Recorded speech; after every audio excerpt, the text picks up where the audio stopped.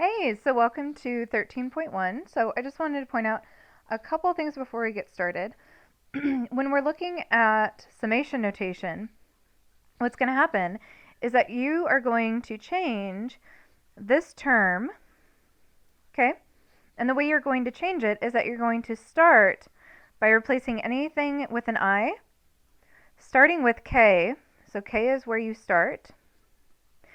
All right, and then you're going to do that until you hit N. So that's going to be your end. Okay, and this thing is going to change by 1. So we'll look at an example of that, but just wanted to give you a heads up of what that notation means. Now, for the first problem, we want to approximate the area under the curve by evaluating the function at the left-hand endpoints of the subintervals. So we're going to be looking at the function 16 minus x squared. We're going to be looking at it from 1 to 3, and we're going to break it up into 4 subintervals. So if we look at this, we're going to be looking at the area under the curve between 1 and 3. Now remember, the area under the curve means the area under the curve until you hit the x-axis. So we're going to be approximating all this area. Now, when we break this up into 4 subintervals, what that means is that the width of each subinterval is going to be 3 minus 1. Okay, so we have a distance of 2 between these guys, divided by 4. So that means that we're going to have widths of 1/2. Now, because it tells us that we are going to be using the left hand, actually let's change that. My apologies. Let's change that to the right hand. So since we're going to be using the right hand, what that means is that we're going to start at this right side, and we're going to go up until we hit the function, and then we're going to go over 1/2, and that rectangle is going to help us approximate that area. Then we're going to go up to the next interval. Okay, so we're going to go up to our function, over, and down. Okay, so up on the right-hand side and down to create those rectangles. So since it's 4 subintervals, we're going to have 4 rectangles. Now, here's the deal, is that we want to find the area of all of these rectangles and use that, okay, to approximate this area under the curve.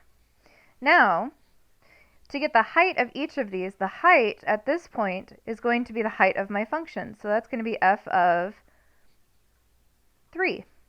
This will be f of 2.5, f of 2, and f of 1.5. So if we take these values and we plug them into our function, so for example, if I plug 2 into my function f, I'm going to have 16 minus 2 squared, and that is going to give me 12.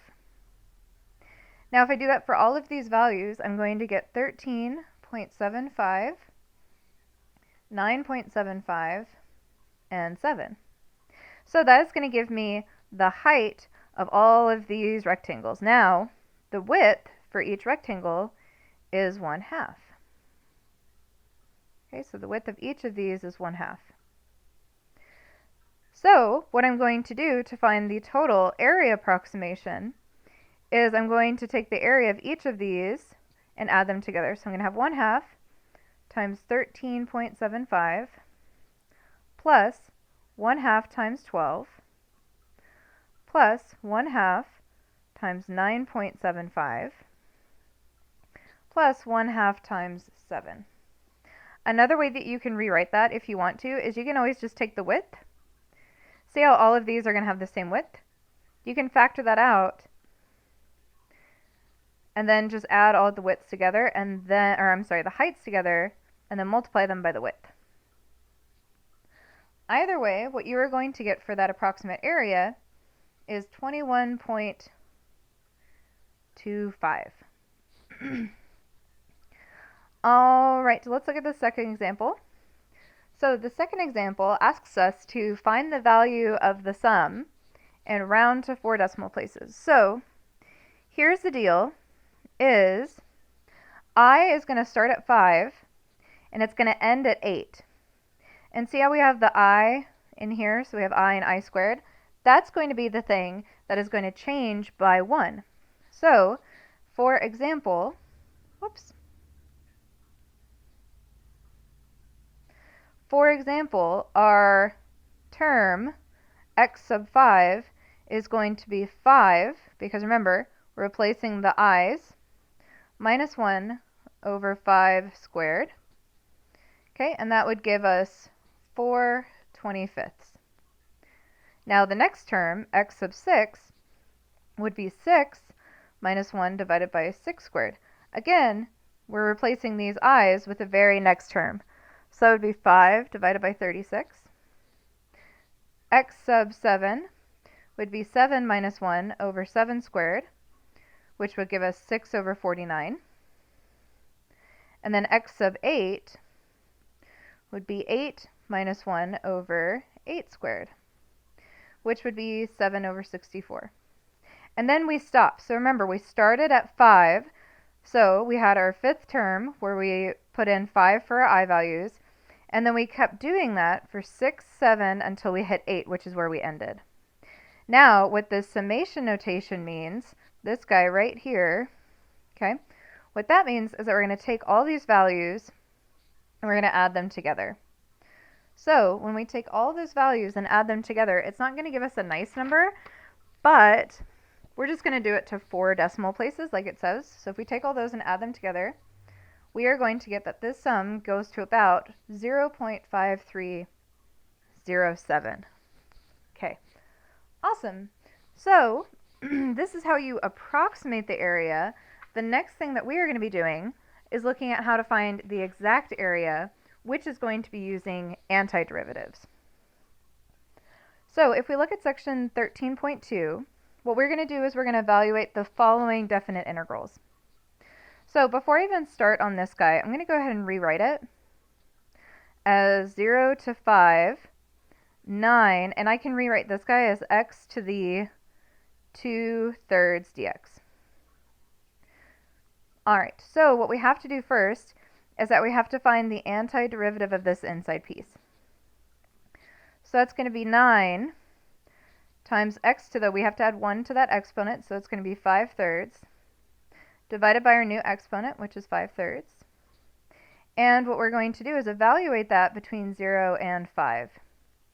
So what that's going to give us is this little piece here, by the way.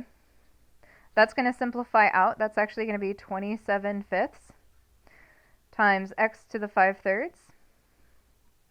And again, we're going to evaluate that from 0 to 5.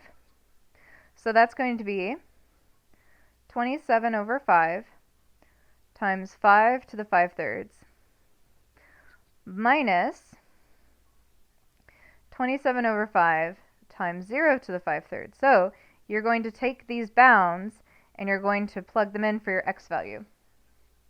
Now when we do this, we're going to get 27 times 5 to the 5/3, whatever that may be. All right, let's go ahead and do that for the next one too. So on this next one, remember we're going to take the antiderivative, so that's going to be 13x minus x squared, and we're going to evaluate it from 5 to 8. So remember, you're always going to plug the bigger number in first, so that top number. So that's going to be 13 times 8 minus 8 squared minus 13 times 5 minus 5 squared. Now what that gives us is that's going to give us 0. Now, why does it give us 0? Here's why, is if we draw a graph of this function, and we're finding the area between 5 and 8, what we get is that we get a perfectly symmetric cut. So what we get is that we get a positive area on top and an equally negative area on the bottom. So when we take these areas and we add them together, what we are going to get is we are going to get a total sum of 0. That would be like if you saw profits between month 5 and 6.5, but then you saw equal losses between 6.5 and 8. That means that overall you would have a zero-sum game, basically. All right, now on the next one, we want to find the area between the curve y equals x squared plus 9x plus 20, and we want to do it between the x-axis from x equals -4 to -2. So that means that we want to find this area here, And I always like to draw a picture or have the graph present. So just by looking at this, I know that I should have a positive area. Okay? So in integral form, my x values go from -4 to -2. And I need to find the area between the curve and the x-axis of x squared plus 9x plus 20 dx. So the antiderivative of this guy is going to be x cubed over 3 plus 9x squared over 2 plus 20x, and I need to evaluate that from -4 to -2. Remember, you're always going to plug that top value in first, so we're going to have -2 cubed over 3 plus -2 squared times 9 in front over 2 plus 20 times -2 minus, now we're going to plug the bottom number in, so that's going to be -4 cubed over 3 plus 9 times -4 squared over 2 plus 20 times -4. Remember, you really want to include these parentheses here, because if you don't, then you don't distribute that negative, which would change your answer. So what we are going to get is, for this piece right here, we should get -74 thirds minus, and then for this piece here, we are going to get -88 over 3. So we are going to get 14 thirds as our answer. And that's positive, so that I know that we did a good job. Okay, great. All right, so just so you guys know, before we get into section 13.3, I wanted to show you how you can check your answer a couple of different ways. All right, so if you're using a TI-84, here's how you're going to do this, is that you're going to go to your math button. So your math button is going to be the third button down. Okay. After that, we're going to scroll down until we see our integration.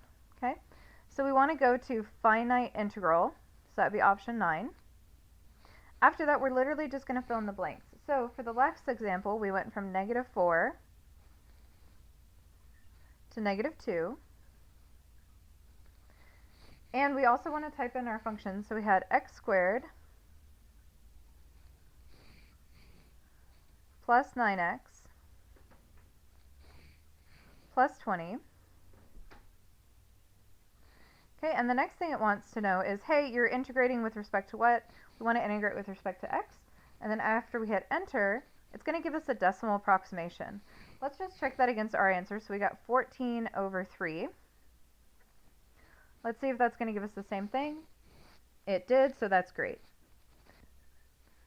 So I like to go to wolframalpha.com.